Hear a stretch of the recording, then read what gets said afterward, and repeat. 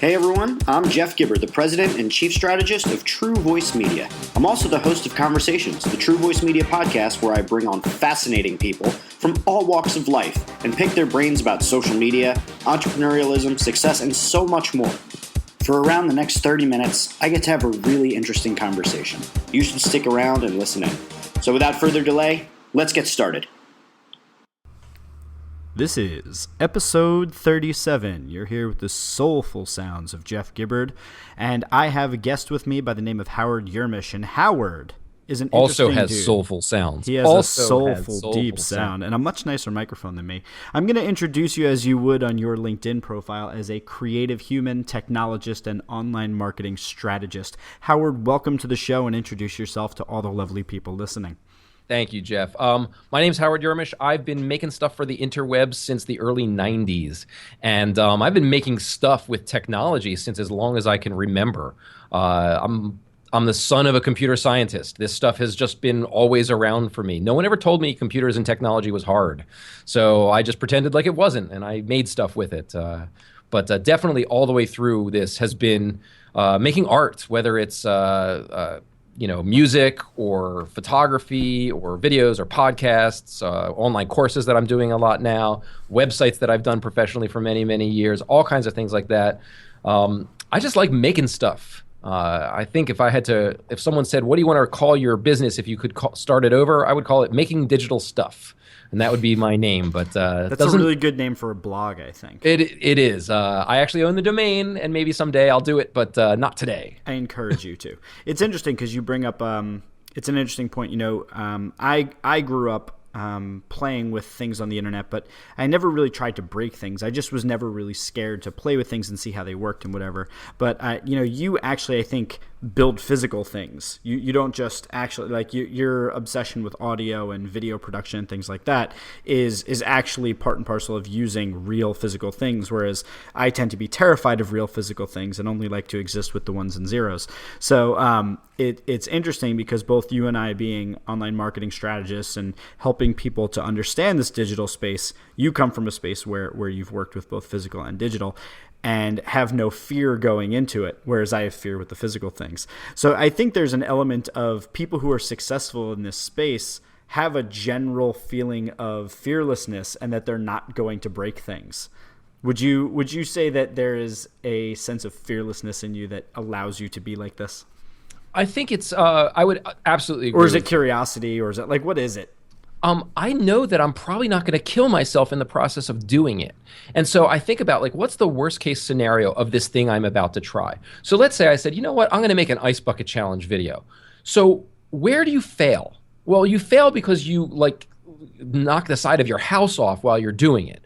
So as long as you limit your risk to, I am not going to get shot by a gun, I am not going to slip on asphalt, I'm not going to actually get damaged in doing this. If the video production isn't perfect, that's not the point. The point is to make something that people will want to see or would enjoy seeing that really shows your personality. So, sometimes that means you have to work with your kids and say, how do we make a good ice bucket challenge video? Or how do we, look, all we've got at home is this iPhone and we want to record something. So what are we going to do? Well, the worst that can happen is that it comes out horrible. And so you delete it. That's not a lot of pain. Now, I can tell you, because I am into, I'll call it the physical of stuff. I've done some maker things where I build stuff and I encourage my kids to do it. I actually had a situation where when I first started doing my own video production, I said, I'm going to make my own LED lights. Now, what an idiot thing that was, because thankfully I didn't electrocute myself. But the whole process of learning how to make LEDs and doing different things with the panels and buying the strips and wiring it in and making them dimmable and finally getting it so these panels worked, I got it to the point where I was like, wow, I have these two panels and they work. And then I realized, I want these to be perfect on the ends of stands. So I have to build wooden housings. And I went, okay, I'm going to call timeout. These things are not going to be production quality the way that I want it. But now I know exactly how this works. And if I ever need to do something in the future, I can. So my daughter's Halloween costumes always have electricity in them. She was recently... Wow, really? Yeah, she was... That is a bold choice. It is. Well, the 10-year-old for this past Halloween, she was a tree with all kinds of vines all over it, but the vines were all laced. The stems were all L-wire, which is that sort of light up glowy wire. Yep. So she got into school and everyone's like, oh my God, that is the coolest, that is the coolest costume ever. Instead of it just being, oh, I'm wearing a green shirt with a couple of leaves stapled to it, it was, holy crap. And, battery packs on the hips and all this stuff. And she's like, I love this. So, but if you're willing to try stuff like that, then when it comes time to making a podcast or doing a video or doing anything like that, you're just not you're not gonna ruin the planet with with trying things. And the worst that can happen is you actually get it right, because then you're gonna try to duplicate it and you're gonna go, now what did I do to make this work? How do I capture that in a bottle? And that's actually, I found that it gets harder when you have some success, because then you start really iterating on the process and making it better. But, it's positive energy and it just drives you forward over and over. Yeah, I mean, I always say to clients, you're not going to break the internet. And I'm not talking about Kim Kardashian's oily butt. I'm talking about you actually aren't going to cause the internet to fail. But it's interesting because there are these different levels of fear that I think are kind of baked into this conversation. So when it comes to physical things, I'm actually worried of breaking things, of wasting money because I purchased something and I broke it, or electrocuting myself or hurting myself with power tools. That's always terrifying. In the digital space, I tend to be very fearless about those sort of things. But then I think about my clients and I think, well, some of them, to your point of making a video, what's the worst thing that's going to happen?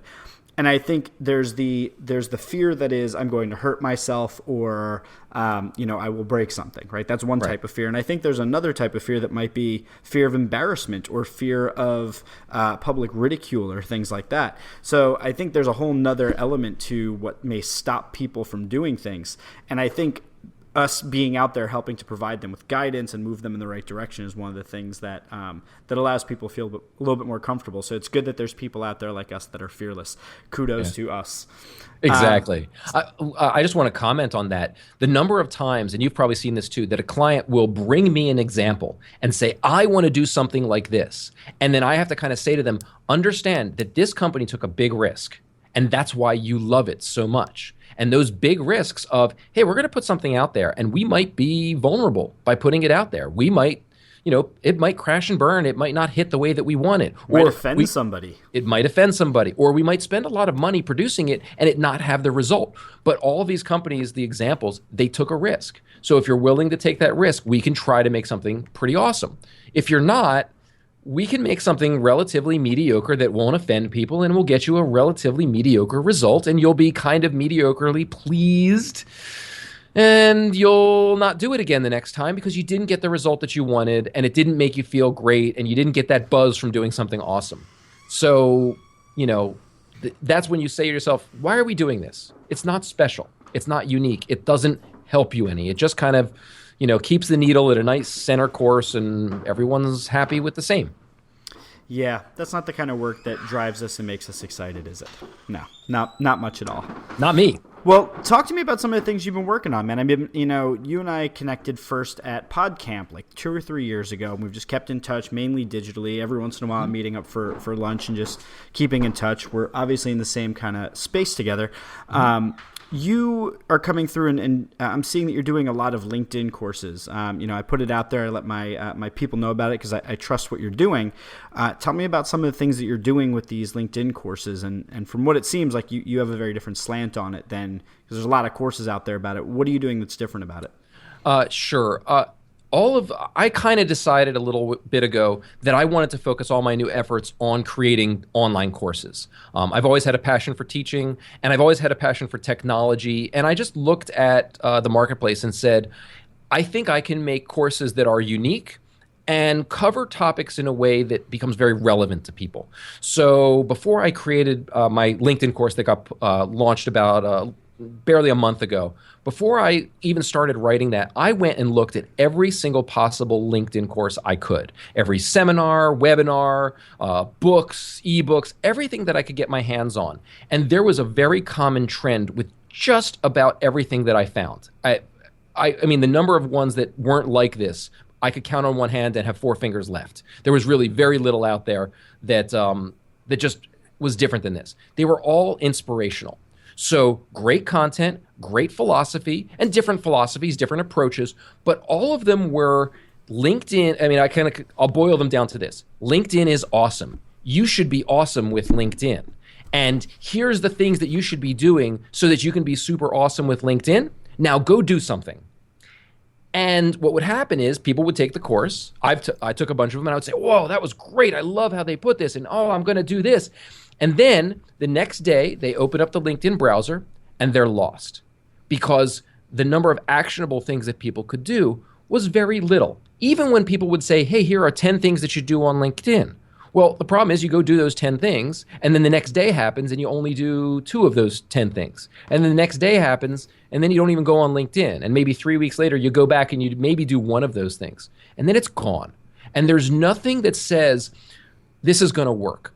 Now, I took an approach years ago when I started training clients, which was I needed them to keep track of what they were doing. I needed some kind of metric. So if they said, hey, I'm going to get 10 new connections each week, and they're going to come from networking events or people I already know or an introduction to someone, but I'm going to do 10 a week, I knew if they could do 10 new ones a week, and then we measure that progress, and not how many connections do you have, but how many new connections are you making? And can you be consistent about that? And what's that leading to? And are you asking for the sale? If we weren't measuring that progress, nothing would happen. Because the first week they would make 10, and then the next week they would make 2, and then the third week they wouldn't even go on LinkedIn. And so me training these clients one-to-one going, you're not making progress. We need to make progress. If you don't care, then let's stop. You don't I'd love to take your money for you not to do any work. That's totally fine with me. But that's not the guy I am. So I would say, I don't want to say I would fire clients, but I would tell them, you're not doing the work that you need to do to make yourself successful. Meeting with me for an hour over a GoToMeeting or something like that is not helping you any. It's just taking up an hour of your time. Why don't you use that hour to actually connect with 10 people? Because that's what you were supposed to do last week. You haven't done it. Go do it right now. And so I started developing kind of worksheets. Some of it was for myself, but it became for the clients. All right, these are the things that you have to do for next week. Check off these boxes. And then we're going to keep score. And I basically looked at it and said, you need to have 3 areas of LinkedIn that are awesome. One is focused on connecting with new people. That is expanding your network from what it is right now. The second is nurturing all of your existing connections. And that's all corners of the connections, whether they're really amazing key contacts or people who you just met somewhere. You want to give that opportunity for it to grow. You never know what people do in terms of moving positions and whatever. And the third piece was flat out prospecting. Like, I don't want to cold call, so I'm going to find a way to go for a target and find people that are going to be my customers, and I'm going to flat out do that. So those 3 areas, if they weren't being measured, then one of them was going to suffer, if not both or all 3. You needed to have all those 3 areas measured properly. And so I kind of designed my whole system for how I train clients around connect with new people, nurture existing clients, and prospect. And there are activities for all 3 of those things that if you aren't doing them, it will show up in your scores. So if you're not getting enough appointments, chances are you're not making enough new connections, and you're not reaching out to your existing connections in a way that makes them feel unique and special. There are lots of systems where they'll go in and they'll send an automated message to all of your LinkedIn contacts, and that sounds like an automated message to all your LinkedIn contacts. So you'll work really hard and someone will go do it for you, and for a week you'll spam your network. And that doesn't work, because in week 2, you can't do it again, because it doesn't work even worse the second week. So little bits at a time in unique ways. So you would get a message that was, hey, Jeff, it's been a while since we had lunch together. Let's, get together and do X, Y, and Z. It's a human connection, nothing more. It's just we're using LinkedIn as a way to kind of, define the network so that your activities have sort of a central point to jump off from. And so I started designing this course and writing it, and my goal was to write the most efficient LinkedIn training so that it wasn't a 16-hour course that you would never get to the second hour from, because you knew you would never finish 16. I designed it so that the same 20 minutes a day that I talk to people about, saying that's all I do on LinkedIn and that's all I recommend that people do, I wanted you to be able to learn it inside of that time. So different sections only take a few minutes, and you learn these different sections. The total course end to end in video is a little under 3 hours. And you watch it at different times. So when you're doing the on-ramp weeks, you watch the half hour of on-ramp. the next week you watch, hey, this is, on-ramp week 2, and you watch the little bits so you can learn all the different skills. But the idea being, in order to make a good course, I would have to do things like study instructional design, not just say, hey, look, I'm awesome at LinkedIn, which meant all of the creative stuff, all the video production, all of the screencasting, all of the podcasting, all of the audio, all of these things that I love to do as a creative person needed to serve this class, so that it wasn't going to be a course and that people would never get to the end and they would never be able to measure their progress and they would never see a result. My goal wasn't to sell a course. Mm-hmm. My goal was to basically, every person who came to me and said, I want to train one-to-one with you, I wanted to, and you'll laugh about this, I wanted to raise my rates. I wanted to say, if you want to work one-to-one with me, you're going to have to pay a lot of money because I'm busy. I don't have a lot of time for one-to-ones. Why don't you take this class? And then after you're through that class, we can meet once a month for a half hour and we'll tweak things and we'll customize it, but you're going to get what's in this course from me. Well, also at the level that you're at and the sort of things you want to talk about clients with, if you're spending too much time on that 101 stuff, it makes it difficult for you to have the time to get into that advanced stuff. And not only that, but if one of the challenges you're having is they're not doing what you say in the first place, it's much better at least if they're on their own automated track and it's up to them. If they want hand-holding for it, it's kind of tough. You'd have to raise your rates to such a point where even if they don't do it, you're like, okay, you know what? Well, if you're going to pay me this much and you know that you're not going to do it, I'll keep taking your money, which is a tough part. Well, let me ask you some questions about, it maybe things that are in your course, there may not. But what I'd love to ask you about is there are going to be people listening to this, and we've had a couple different people come to talk on the show to talk about LinkedIn. I want to ask you some questions, given that your course is very much focused on practicality. It's focused on being tactical and telling you exactly what to do. I'd love to actually pick your brain about some of the common challenges that some people face. And I think that'll be really helpful for the audience because there are some very common questions that get asked, and I'd love for some people to be able to listen to this and get some of the answers to those. So are you game for it? I'm on. So the first one is, and this one is purely selfishly, I gotta know how you do this because I keep trying to figure it out, and I guess I just keep putting it off. So I'd love your thoughts on it. I've been on LinkedIn since probably early 2007, I think it was. It was right as I was starting my MBA. I heard that I had to be on this. And, I started making connections. I started meeting people. And as I look back through 1,000 plus contacts, obviously I don't know every 1,000 people. There are some people like, where did I meet this person or whatever? So, I think moving forward, I've tried to categorize, here's how I met this person, et cetera, and keep better track. But the question I would have for you is, I've recently had some people contact me and say, hey, how well do you know X? And whoever that person is, I go, well, I don't really know them, and I don't remember where I met them, but maybe I recognize their name or something. Like there's a very prominent person in Philadelphia that I'm a first degree connection with. I have no idea how I met this person. How do you suggest going about reconnecting with people that you are a first degree connection with? You may not remember where you met them, and you see that there's some value in knowing them, either you helping them helping you, or whatever. How do you suggest going about approaching that situation? The first thing that you have to do is assume that both of you are responsible for this state of your relationship. Neither of you remembers each other, and that's okay. So because both of you are responsible, you can take it on yourself to send a very simple message that says, hey, we haven't talked in forever. I'd like to reconnect, let you know what I'm doing, and I'd love to hear what you're up to. Whatever version that sounds like for you, but you're basically apologizing to the person for your lack of effort. Now, they didn't do anything either. So they're probably going to respond in a very human way that says, you know what, you're right, I haven't responded either. Now, there's two things that are going to happen from that reach out. First, they're going to respond and they're going to say, oh my God, thank you so much for reaching out to me. I really appreciate it. Let's get together, or let's talk, or whatever it is, or you exchange email back and forth, just to kind of remind yourselves where you are on this planet in relation to each other. The second thing is they're going to ignore you. And when they ignore you, they have just given you permission to kick them to the curb.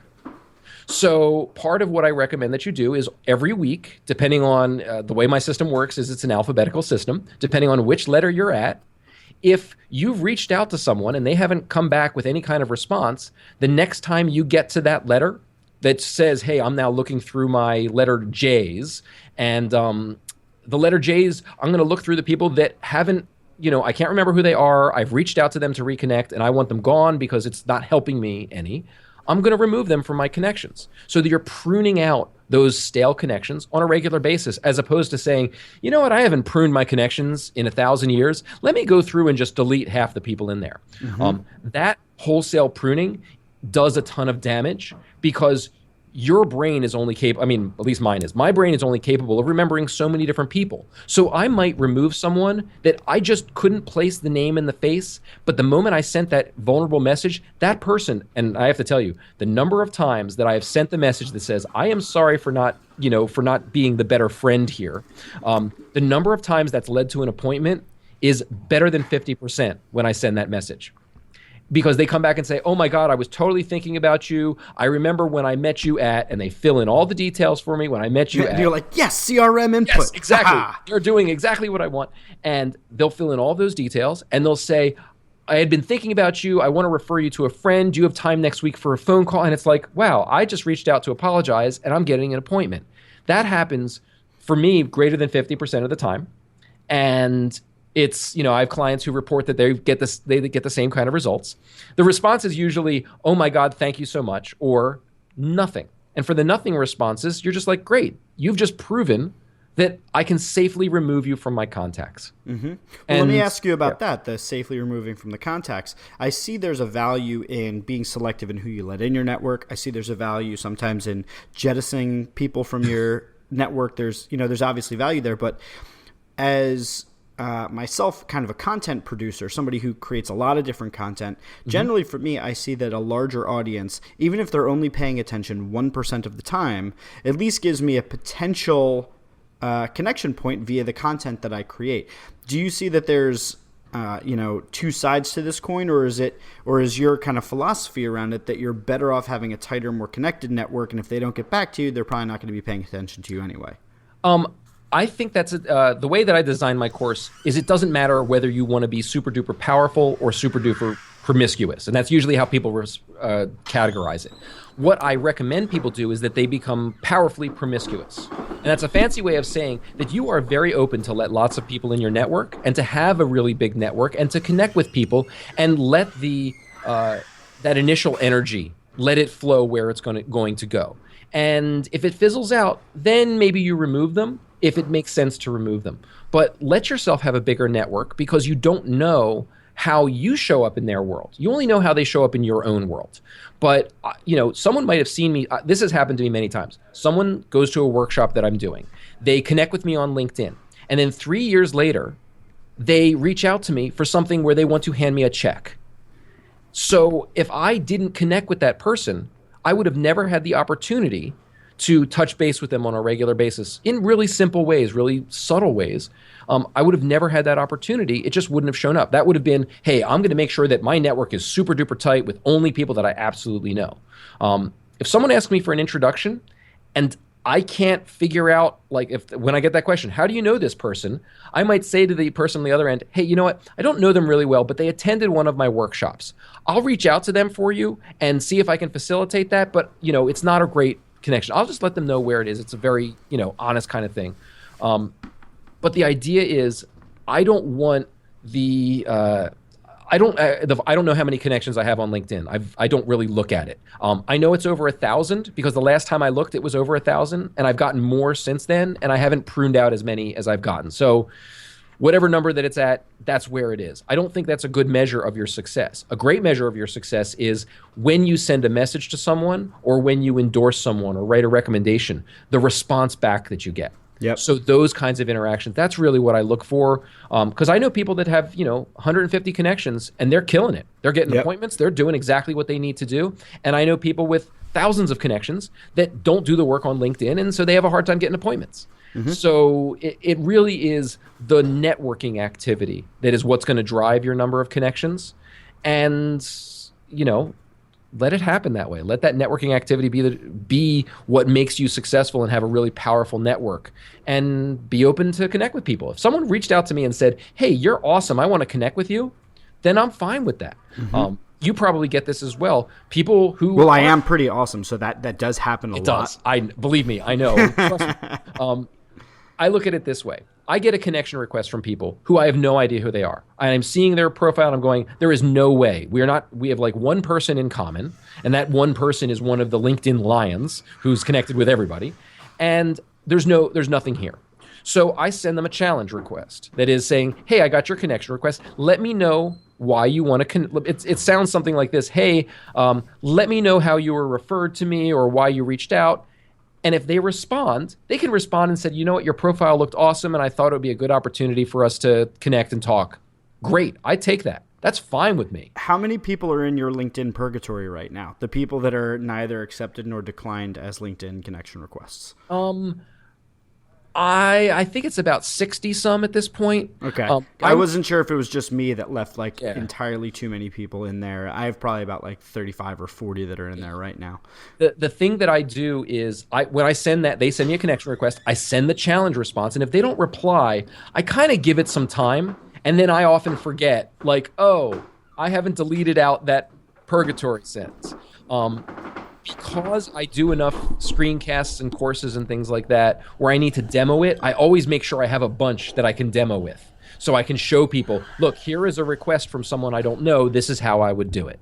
So I actually, I don't want to say I'm lazy. I actively leave stuff in there so that I have something to demo with. Because I do my demos on my own account. I used to have a Stunt account to do demos with, but I just found that was... people would connect with the Stunt account because they would find it accidentally. And then it's like, oh, crap, you're on the wrong account. So I actually have an account for Facebook that's purely for the agency to manage client pages. I also just recently, you may get a kick out of this, I think you actually know about this. I created a secondary LinkedIn account that's a superhero that's going to be, once I've built up the profile enough, is going to be leaving a recommendation for me, which I think will just be a humorous piece of content to attach to my profile. Which actually leads me to my next question that I wanted to talk to you about when it comes to LinkedIn. In terms of what you're advising clients on and them trying to get their results and get more appointments, how important do you see content fitting in? Now, when I just want to define that so it makes more sense for anybody that's listening, what I'm talking about. When I say content on LinkedIn, I'm talking about the LinkedIn publishing platform. I'm talking about embedding rich media. Like on your profile, you have a number of videos, some slideshows, some pictures, all different things. And then on top of that, there's status updates. So how important are each of these things in terms of what you're advising people on versus what we've just been talking about, which is that networking side of things? It's that connection piece. How much does the content side support that stuff? It actually depends on the person who's in the driver's seat.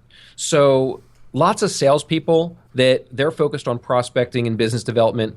If you said to them, you need to start blogging, I don't want to say all of them, but most of them would be like a deer in headlights, and they just wouldn't do it. And the way that they would do it was they would go copy something from somewhere and maybe add a sentence. So the content that they would come up with would be, I don't want to say bad, because that's not bad enough of a description. It would be just downright terrible and pathetic and actually work negatively for them. It's checking the wrong box. It's not checking the box of like follow a step-by-step process that Howard has put together intelligently. It's checking the box of I did something. Right. And so I've seen people use the publishing platform in weird ways. Like they don't realize that they're writing an article. They think it's a status update. And it's bizarre. So what I typically recommend is to make a decision. Am I a writer? Am I a content creator, or is my job to be a great curator, to find stuff that people would really like? So by having that decision of, hey, I'm going to be a great curator can write one or two sentences about an article that's industry specific, and they can have that as a status update on their site. From there, if they have, or on their LinkedIn profile, from there, if they have a whole bunch of these really good curated articles, maybe then they can take like, I'll call it, let's make a list of 7 tips or 10 tips or whatever it is, and then create a piece of content from there so that there's something on their profile that's original content that kind of shows some philosophy and shows some industry awareness and things like that. But if they can't get the status updates in line and they're not a natural content creator, trying to push them into that content creation role is going to be just hard for them, and they're not going to succeed. And frankly, if they had an hour to write that article because they were trying to do something great, I would rather them do more networking and reaching out and things like that. They'll see the result much sooner. That's for the pure salesperson. The people that are more of the creative marketers using LinkedIn, who should be doing business development and all that stuff, who do feel comfortable creating content, they should absolutely be creating content. I would say at least once a month at a bare minimum. Once a week would be awesome. I know for me, I try to do one specific for LinkedIn. I actually don't copy my content from my website onto LinkedIn. I might link to it inside of an article on LinkedIn because I might have a more detailed version of it. But I write very unique things for LinkedIn's publishing platform because that's the venue. It is a venue of people who are on LinkedIn about LinkedIn. So I typically talk about things that are related there. I use my blog for my own stuff, so to speak. I don't want to say more freeform, but it's original stuff in both places. I kind of get worried about LinkedIn because its publishing platform is their publishing platform. It's not my publishing platform. So I'm always a little bit hesitant to put my best stuff on LinkedIn. But I think sometimes you need to, like I just did an article last week that was about wandering on LinkedIn. It was sort of like, hey, you are wandering in the desert on LinkedIn. And part of it was I watched someone who I was trying to train and they were just like, oh, well, I go and do this. And I'm like, dude, you're wandering. And he's like, well, I thought that's what I'm supposed to do. And I said, no. You don't wander on LinkedIn. Here are when you read your news feed, you need to go like 2 different things. You need to place a comment here. You need to go find stuff to actively do networking. If all you do is just scroll through the news feed, you're just scrolling. You're wandering. You're clicking on stuff and going, wait, this is awesome. As opposed to, no, I'm going to find people in my network who are doing interesting things, and I'm going to post an intelligent follow-up to move the conversation along. Because that's going to send this amazing social signal to the other person that they've been noticed, they've been valued, and they've been valued and noticed by this person, by Jeff or by Howard or whoever's doing that activity. That's a really amazing human thing that happens. Your brain doesn't forget it. So the next time that they say, oh, I really want to do X, Y, and Z. Oh, well, Jeff's perfect for that. Why aren't I talking to Jeff? Those social signals are way more valuable than people give them credit for. I like to call them digital referrals. They're just these little things that just pop up and they're awesome that way. So you're creating a lot of top of mind awareness by, being present in people's worlds. You're connecting with them, you're being in front of them with some content, things like this. How much have you found that the ads on the LinkedIn platform have played into success? Have you started playing with them at all and seeing that that's able to get, I guess more interest or awareness about what you're doing or things for your clients? Have you played with that at all? I've played with LinkedIn ads. I can tell you I am unimpressed by LinkedIn's platform. The cost per click is really, really high. Really high. Really high. And you look at it and you go, are you freaking kidding me? So you might say, oh, well, I'm going to spend $200 for clicks. And you realize that for $200, it's like 20 clicks maybe. Right. You're getting 20 to 40 clicks. And the problem with 20 to 40 clicks is the math is bad. Yep. You can't decide, is this working or not? Because there's just not a big enough sample size. Mm-hmm. So now, all right, to get data, I always describe it as to see if data is happening, you need at least 100 as a bare minimum for data. Well, to get 100 clicks on LinkedIn to even see, are my ads converting? You're spending almost $1,000. Mm-hmm. That's a very expensive test. Yeah. Where if you spend $1,000 on Google AdWords or Facebook ads, you get great data. You get not only do you get usable data, but you've probably tweaked it many different times and run it for a very long period of time. So I've been unimpressed with LinkedIn's ad platform. I hope they get better with it. I'd imagine they will, but they also, I'd imagine, will follow in the footsteps of Facebook and Twitter, things like custom audiences, remarketing, conversion pixels, and things like that. I'd imagine those are things that will come down the pike. And if you look at, the evolution of Facebook, you'll see that, conversions are up when you use certain objectives, and they have the carousel ads. So they're really evolving the platform. I think LinkedIn has just been very slow to move on it. So I was just curious if that was something that that you've been playing in. Yeah, I've played with it. I've had some clients play with it. I've just been so unimpressed with the results that it's hard to consistently have clients try that out. Just because, they'll look at it and say, oh, well, I spent $500 and I think we got 2 leads. And, when you can say to someone, how about this? Why don't you give away an iPad on your website and you'll get you might get 1,000 people to register for it, and you might get a 5% meeting rate. Well, that's much better than 2 leads for $250 each. That's true.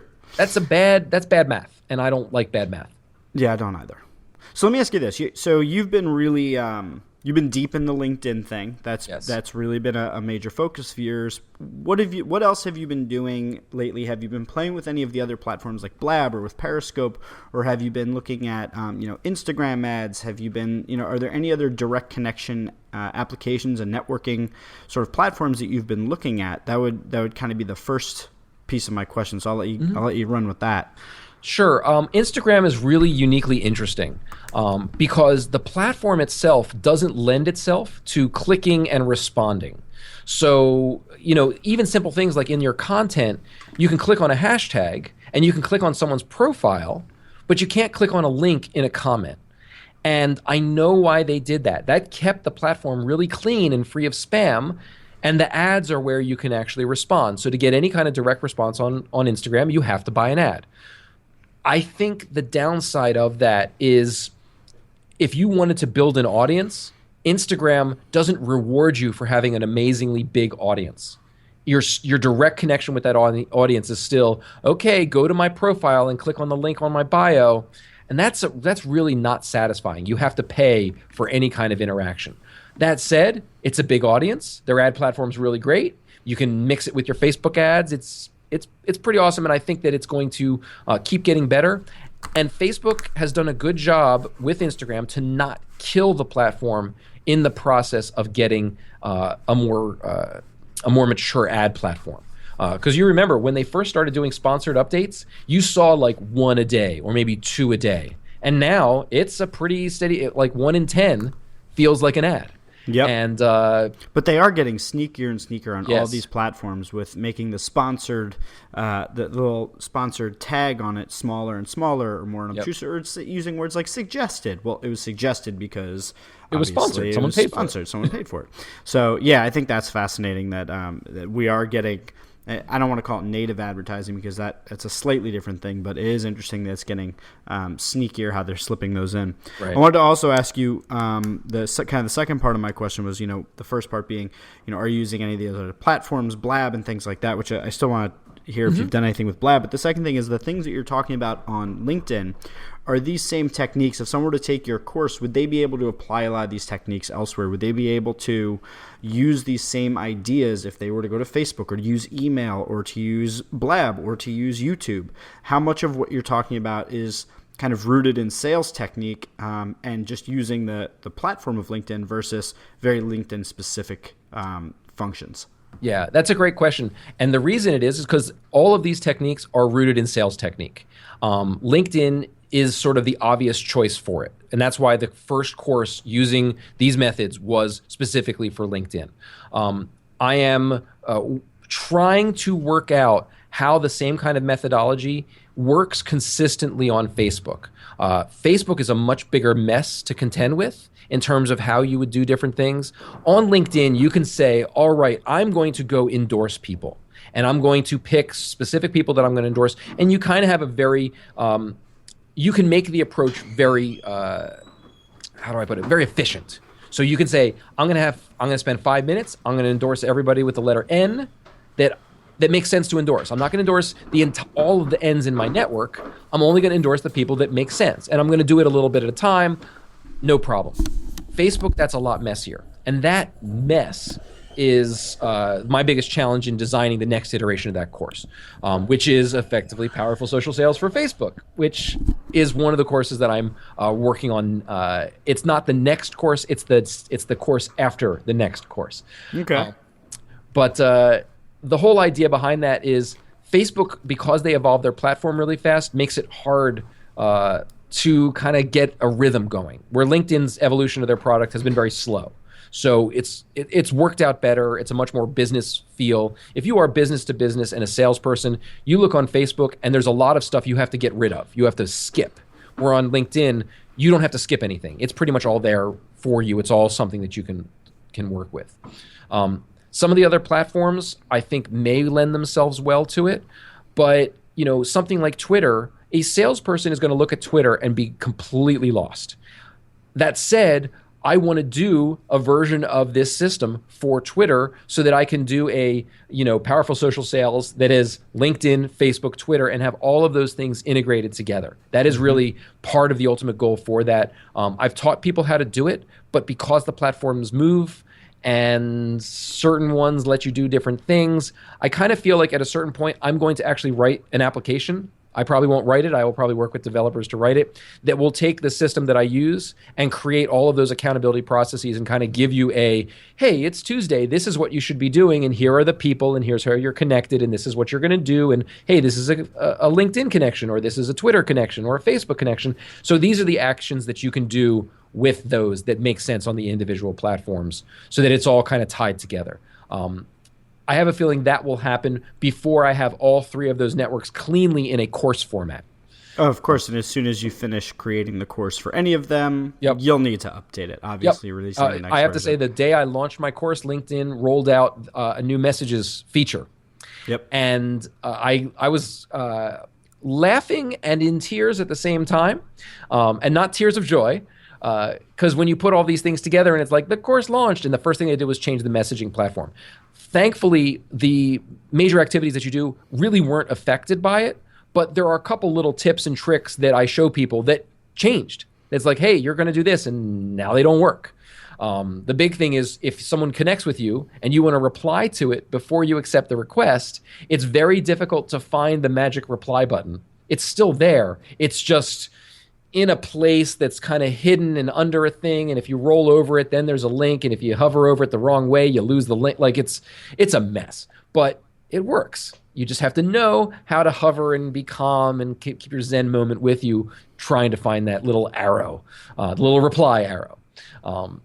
So I hope that answers the question. Totally answers the question. Okay. Totally answers. Well, Howard, I want to thank you for your time. I know you're a busy dude. You got to roll. But I want to encourage everybody that's listening to check out Howard's course. I will definitely put it in the show notes for everybody. Excellent. To check it out. And definitely follow Howard on Twitter and on Facebook and on LinkedIn and wherever else Howard is. And we'll put anywhere you want to be in the show notes. Speaking of which, where can people go to be social with you? What's your preferred platforms?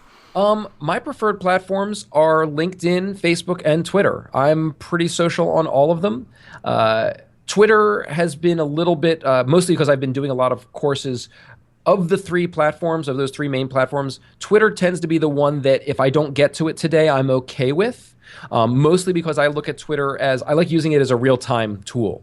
So if I don't have time to be real-time, then I don't use it. Facebook lets you kind of time shift your relationship with people very, very nicely. Same thing with LinkedIn. If I comment on something and they get back to it tomorrow, that conversation can happen. On Twitter, if I comment on something and it doesn't happen until 2 days later from someone else, you're like, what the hell are they talking about? If it's not real time, for me, it doesn't work real well. So I would say LinkedIn, Facebook, Twitter. And actually, the best thing that someone can do is, and the link will be in the show notes, is go to my website and, see the things that I'm doing and click on the things and connect with me through those things. Those are awesome ways to do it. Dynamite. Well, Howard, thank you for being on the show. It's always good to see your face as always. It's great too. And, we need to have lunch soon. Yeah, I was just going to say we need to do lunch in the city, man. So for all of you out there listening, thank you so much. Please tune in again for our next episode where we will bring in another fabulous person with another brilliant conversation. Howard, thanks again for coming on. Everyone, thanks for listening. Take care. Thank you for having me. Right on.